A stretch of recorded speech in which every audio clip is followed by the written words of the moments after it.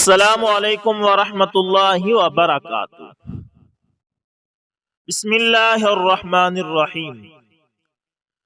دوستو، ابو درداء عوامر بن مالک خزرجی ایک روز صبح سویرے نیند سے بیدار ہوتے ہی اس بت کے پاس گئے جسے آپ نے گھر کے ایک چبوترے پر نصب کر رکھا تھا۔ جھک کر اسے سلام کیا اور وہ عمدہ عطر اسے لگایا جو اپنے تجارتی مرکز سے لائے تھے۔ بعد ازاں وہ بیش قیمت ریشمی کپڑا اسے پہنایا جو ایک روز پہلے ایک یمنی تاجر نے انہیں بطور تحفہ دیا تھا۔ دن چڑھے ابو درداء گھر سے نکلے اور اپنے تجارتی مرکز کا رخ کیا تو کیا دیکھتے ہیں کہ یثرب کی سڑکوں اور بازاروں میں پیروان محمد صلی اللہ علیہ وسلم کا ہجوم ہے۔ وہ معرکہ بدر سے فتح یاب ہو کر شاداں و فرحاں واپس لوٹ رہے تھے۔ ان کے آگے آگے قریش کے قیدی سر جھکائے ذلت و رسوائی کی تصویر بنے جا رہے تھے۔ ابو درداء یہ تعجب خیز منظر دیکھ کر ایک طرف ہو گئے۔ اچانک ان کی نظر ایک خزرجی نوجوان پر پڑی تو اس سے حضرت عبداللہ بن رواحہ رضی اللہ تعالی عنہ کے متعلق دریافت کیا۔ خزرجی نوجوان نے انہیں بتایا کہ وہ معرکہ بدر میں شریک ہوئے تھے اور وہاں سے فتح و نصرت کی خوشیاں اپنے دامن میں سمیٹے ہوئے واپس لوٹ آئے ہیں۔ ابو درداء کے استفسار پر خزرجی نوجوان کو کوئی تعجب نہ ہوا کیونکہ یہ ان کے باہمی دوستانہ تعلقات کو جانتا تھا۔ زمانہ جاہلیت میں یہ دونوں بڑے گہرے دوست تھے۔ جب اسلام کا ظہور ہوا تو حضرت عبداللہ بن رواحہ رضی اللہ تعالی عنہ حلقہ بگوش اسلام ہو گئے، لیکن ابو درداء نے پہلو تہی اختیار کی۔ البتہ ان دونوں ساتھیوں کے مابین گہرے تعلقات بدستور قائم رہے۔ حضرت عبداللہ بن رواحہ رضی اللہ تعالی عنہ ملاقات کے لیے وقتاً فوقتاً ابو درداء کے پاس آتے اور انہیں اسلام کی طرف دعوت دیتے، شرک سے اجتناب اور نور اسلام سے فیض یاب ہونے کی مسلسل تلقین کرتے رہتے۔ ایک دن ابو درداء اپنے تجارتی مرکز پہنچے، مسند پر بیٹھتے ہی خرید و فروخت میں مشغول ہو گئے۔ ملازمین کو مختلف فرائض سر انجام دینے کے لیے حکم صادر کرنے لگے۔ انہیں اس بات کا کوئی علم نہ تھا کہ ان کے گھر آج کیا نیا واقعہ رونما ہو چکا ہے۔ عین اسی وقت حضرت عبداللہ بن رواحہ رضی اللہ تعالی عنہ خیر سگالی کے جذبے سے سرشار ہو کر اپنے دوست ابو درداء رضی اللہ تعالی عنہ کے گھر تشریف لے گئے۔ کیا دیکھتے ہیں کہ دروازہ چوپٹ کھلا ہوا ہے، خاتون خانہ سین میں بیٹھی ہوئی ہے۔ آپ نے سلام کہا اور پوچھا کہ ابو درداء کہاں ہے؟ اس نے بتایا کہ وہ دکان پر گئے ہیں، تھوڑی ہی دیر بعد آ جائیں گے۔ آپ نے پوچھا کہ مجھے اندر آنے کی اجازت ہے؟ اس نے کہا بڑی خوشی سے تشریف لائیے۔ اتنا کہہ کر وہ اپنے کمرے میں چلی گئی، گھر کے انتظامات اور بچوں کی دیکھ بھال میں مصروف ہو گئی۔ حضرت عبداللہ بن رواحہ رضی اللہ تعالی عنہ سیدھا اس کمرے میں پہنچے جس میں ابو درداء نے پوجا پاٹ کے لیے بت نصب کر رکھا تھا۔ بغل سے کلہاڑی نکالی، بت پر زوردار وار کیے اور اس کے حصے بکھیرنے شروع کر دیے۔ کلہاڑی کا وار کرتے اور ساتھ ساتھ یہ الفاظ کہتے جاتے، جس کو بھی اللہ کا شریک ٹھہرایا جائے وہ باطل ہے، جس کو بھی اللہ کا شریک ٹھہرایا جائے وہ باطل ہے۔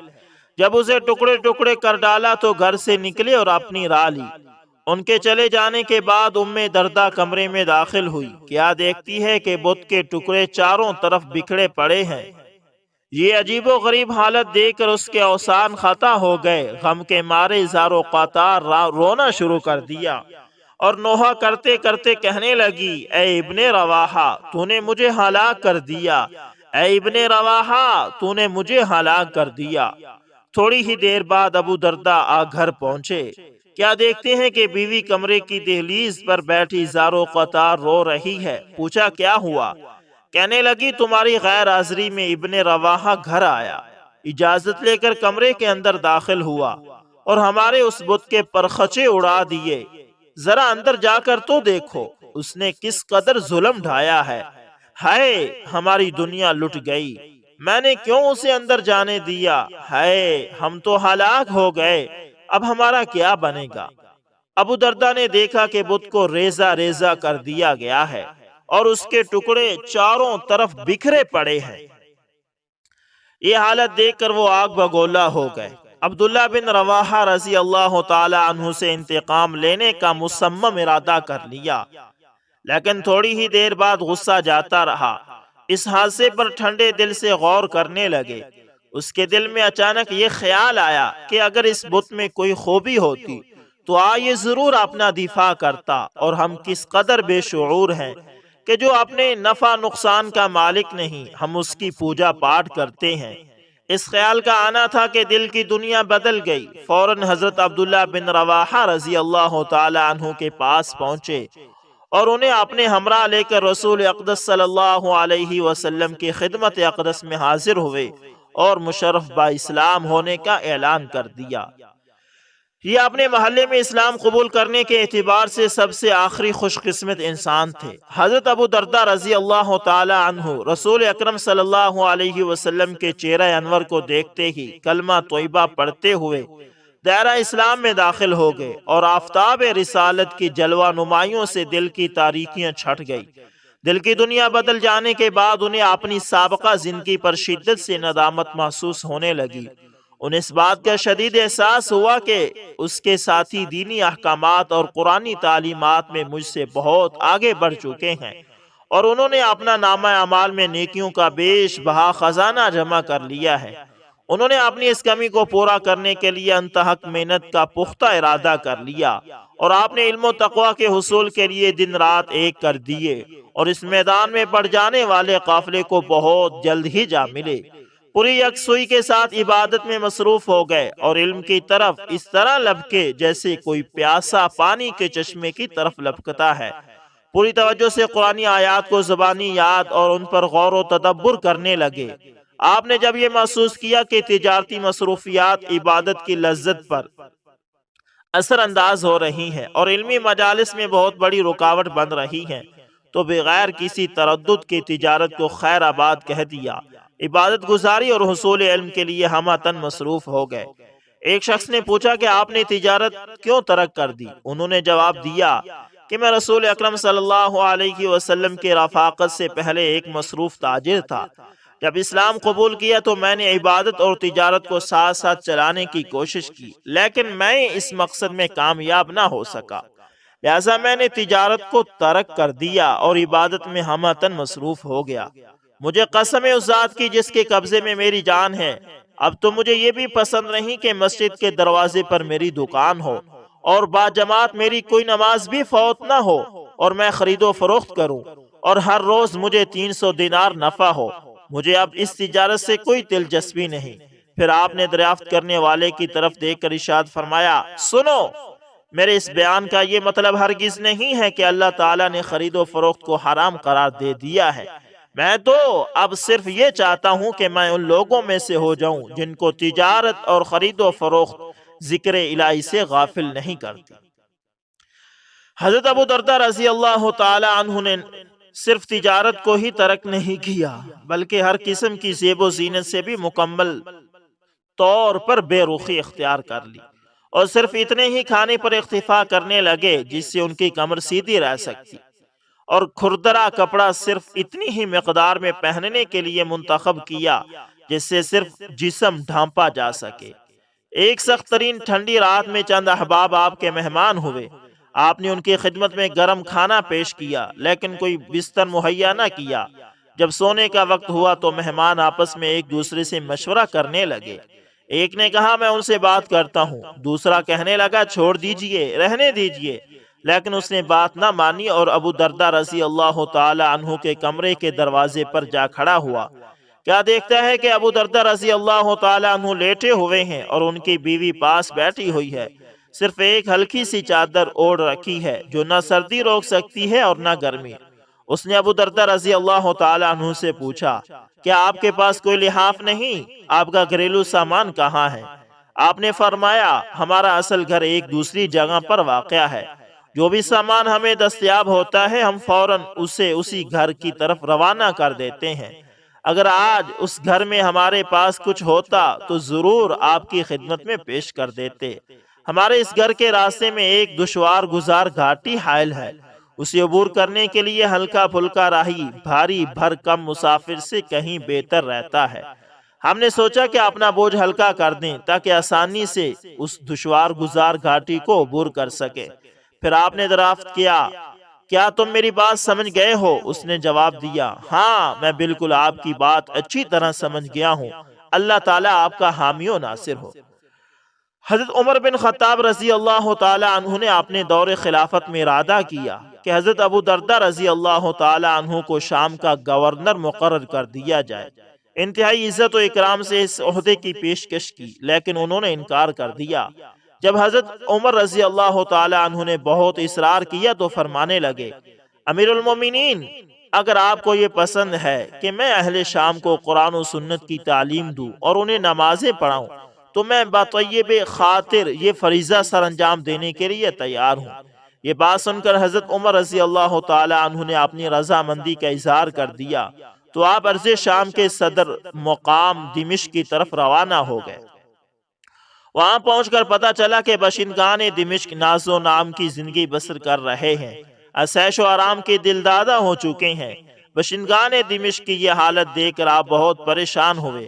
آپ نے لوگوں کو مسجد میں جمع ہونے کی دعوت دی۔ جب لوگ اکٹھے ہو گئے تو آپ کھڑے ہو کر فرمانے لگے، اے دمشق کے رہنے والو، تم میرے دینی بھائی ہو اور دشمنوں کے خلاف ہمارے معاون ہو۔ اے ساکنان دمشق، بھلا میری محبت و مودت اور میری نصیحت کو قبول کرنے سے تمہیں کیا چیز روکتی ہے؟ میں تو تم سے کوئی چیز طلب نہیں کرتا، میری نصیحت تمہارے فائدے کے لیے اور میرے اخراجات کا بوجھ تمہارے علاوہ کسی اور کے ذمے ہے۔ میں دیکھ رہا ہوں کہ علماء اس دنیا فانی سے اٹھتے جا رہے ہیں اور ان کی جگہ پر کرنے والا کوئی پیدا نہیں ہو رہا۔ میں یہ دیکھ رہا ہوں کہ تم لوگوں نے اللہ تعالیٰ کی طرف سے ڈالی گئی ذمہ داری کو قبول تو کر لیا ہے، لیکن حقیقتاً اس کے احکام سے انحراف کر رہے ہو۔ میں دیکھ رہا ہوں کہ تم اتنا مال جمع کر رہے ہو جسے تم نہ کھا سکو گے، اور ایسی امیدیں لیے بیٹھے ہو جنہیں تم پا نہ سکو گے۔ سنو، تم سے پہلے بہت سی قوموں نے بے انتہا مال اکٹھا کیا، اسے دل و جان سے عزیز جانا اور سنبھال کر رکھا، لیکن تھوڑے ہی عرصے کے بعد وہ سارا مال تباہ و برباد ہو گیا، ان کی تمام امیدوں پر پانی پھر گیا، آبادیاں قبرستانوں میں تبدیل ہو گئی۔ اے ساکنان دمشق، ذرا تم قوم عاد کو تو دیکھو، جس کا اپنے دور میں روئے زمین پر رعب و دبدبا تھا، جس کی اقتصادی حالت نہایت مستحکم تھی، جسے اپنی افرادی قوت پر ناز تھا، لیکن آج اس قوم کا نام و نشان نہیں۔ یہ بات سن کر حاضرین مجلس دھاڑے مار مار کر رونے لگے، چیخ و پکار کی دل دوز آوازیں مسجد سے باہر سنائی دینے لگی۔ اس دن سے حضرت ابو دردہ رضی اللہ تعالی عنہ لوگوں کے پاس کثرت سے آنے جانے لگے۔ بعض اوقات آپ بازار میں تشریف لے جاتے، مسئلہ پوچھنے والے کو تسلی بخش جواب دیتے، جاہل کو تعلیم دیتے، غافل کو تنبیہ کرتے، اور ہر مناسب موقع کو غنیمت جانتے ہوئے اسے بھرپور دینی فائدہ اٹھاتے۔ ایک روز آپ کیا دیکھتے ہیں کہ کچھ لوگ ایک شخص کی پٹائی کر رہے ہیں اور گالی دے رہے ہیں۔ آپ نے ان سے دریافت کیا، کیا بات ہے؟ انہوں نے بتایا کہ یہ شخص کبیرہ گناہ کا مرتکب ہوا۔ آپ نے فرمایا، بھلا مجھے یہ بتاؤ، اگر یہ شخص کنویں میں گر جاتا تو کیا تم اسے باہر نہ نکالتے؟ سب نے یک زباں ہو کر کہا، کیوں نہیں؟ آپ نے فرمایا، اسے گالی نہ دو اور نہ اسے مارو، بلکہ اسے نصیحت کرو اور صحیح راستہ دکھاؤ، اور خدا کا شکر کرو جس نے تمہیں اس جیسے گناہ سے محفوظ رکھا۔ ان لوگوں نے آپ سے پوچھا، کیا آپ کو یہ شخص برا نہیں لگتا؟ آپ نے فرمایا، میں اس کے برے فعل کو تو ناپسند کرتا ہوں، ہاں اگر یہ توبہ کر لے تو یہ میرا دینی بھائی ہے۔ آپ کی یہ بات سن کر وہ شخص زاروں قطار رونے لگا اور برسر عام اس نے توبہ کا اعلان کر دیا۔ ایک نوجوان نے حضرت ابو دردہ رضی اللہ تعالی عنہ کی خدمت میں عرض کی کہ مجھے نصیحت کیجیے۔ آپ نے فرمایا، بیٹے تم اللہ تعالیٰ کو خوشحالی میں یاد کرو، وہ تجھے تنگ دستی میں یاد کرے گا۔ بیٹے تم اپنی زندگی میں عالم یا متعلم یا پھر علمی مجالس میں استفادہ کرنے والا بن کر رہنا، کوئی چوتھی صورت اختیار نہ کرنا، ورنہ تباہ و برباد ہو جاؤ گے۔ بیٹا مسجد کو اپنا گھر سمجھنا، میں نے رسول اللہ صلی اللہ علیہ وسلم سے سنا ہے، آپ فرمایا کرتے تھے کہ مسجد ہر متقی انسان کا گھر ہے۔ جو شخص مسجد کو اپنا گھر بنا لیتا ہے اللہ تعالیٰ نے اس کے لیے خوشحالی، رحمت و برکت اور پل صراط سے بخیر و عافیت سے گزر کر جنت میں داخل ہونے کی ضمانت دی ہے۔ ایک روز آپ بازار سے گزر رہے تھے، آپ نے دیکھا کہ چند نوجوان بازار میں بیٹھے آپس میں گفتگو کر رہے ہیں اور راہگیروں کو کنکھیوں سے دیکھ رہے ہیں۔ آپ نے انہیں تلقین کرتے ہوئے فرمایا، میرے بیٹو، مسلمان کا گھر اس کا قلعہ ہوتا ہے، اس میں وہ اپنی ذات اور نگاہ کو محفوظ رکھتا ہے۔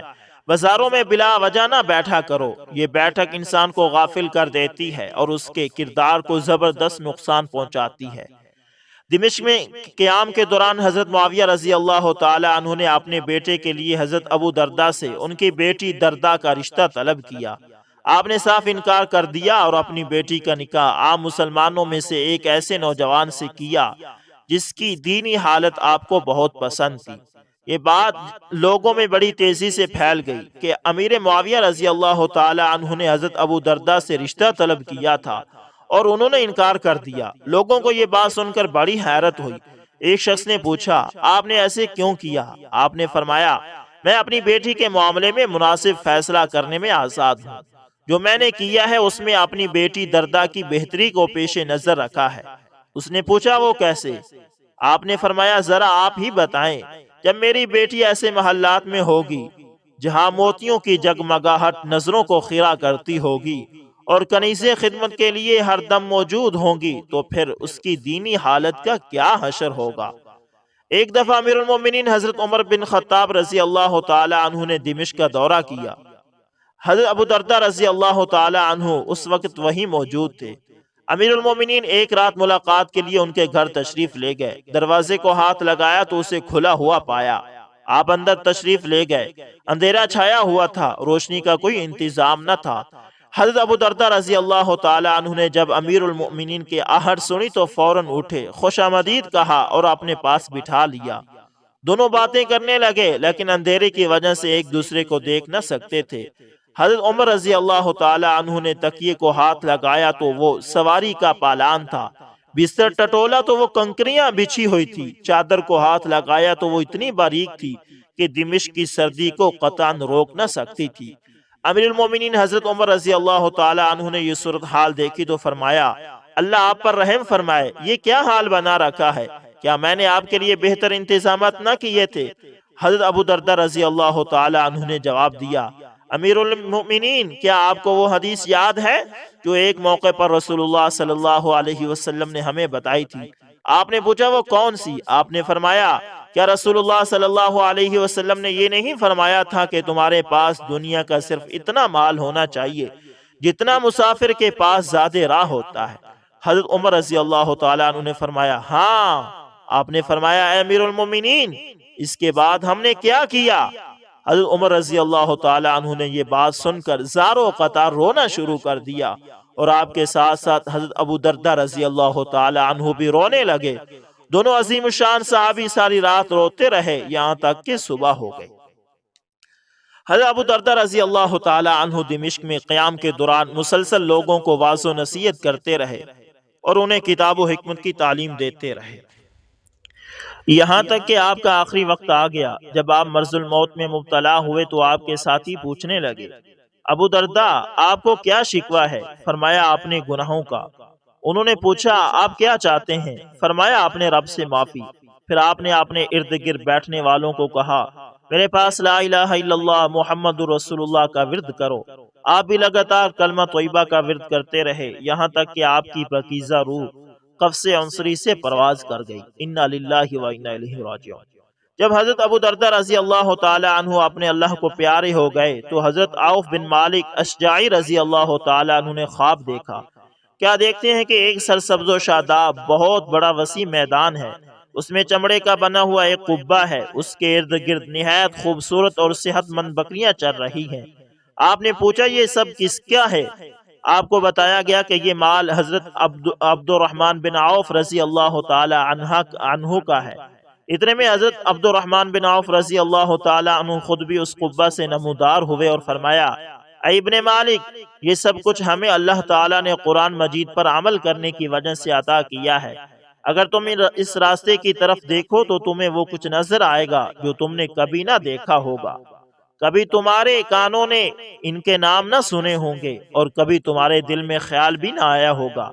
حضرت عوف بن مالک اشجعی رضی اللہ تعالی عنہ نے دریافت کیا، اے ابو محمد یہ سب کس کا ہے؟ انہوں نے بتایا یہ سب کچھ اللہ تعالی نے ابو دردہ رضی اللہ تعالی عنہ کے لیے تیار کر رکھا ہے۔ یہ مال و متاع، مختلف قسم کی نعمتیں اور رعنائیاں انہیں کے لیے ہیں، کیونکہ وہ دنیا میں محض آخرت کے لیے ان راحتوں کو اپنے دونوں ہاتھوں اور سینے کے زور سے مسلسل پیچھے دھکیلتے رہے۔ تو دوستوں امید کرتا ہوں ویڈیو آپ کو اچھی لگی ہوگی، پسند آئے تو لائک شیئر کمنٹ لازمی کریں، اور اگر آپ ہمارے چینل AS انفارمیشن TV پر نئے ہیں تو دوستوں اس کو لازمی سبسکرائب کریں اور ساتھ میں بیل کے نشان کو دبانا نہ بھولیے گا تاکہ ہر نئی ویڈیو کا نوٹیفیکیشن آپ تک پہنچتا رہے۔ تو دوستوں یہ صحابہ کرام رضوان اللہ علیہم اجمعین اور تابعین اعظام کے واقعات، یہ تمام مستند واقعات ہیں۔ ہم یہ چاہتے ہیں کہ ان کے ذریعے ہم نئی نسل یعنی جو نوجوانوں تک صحابہ کرام کی زندگی کو پہنچائیں۔ تو دوستو اس کار خیر کے اندر ہمارا ساتھ دیں اور اس کا حصہ بنیں، اس لیے اس چینل کو لازمی سبسکرائب کریں اور ویڈیو کو آگے سے آگے شیئر کریں۔ جزاکم اللہ خیر۔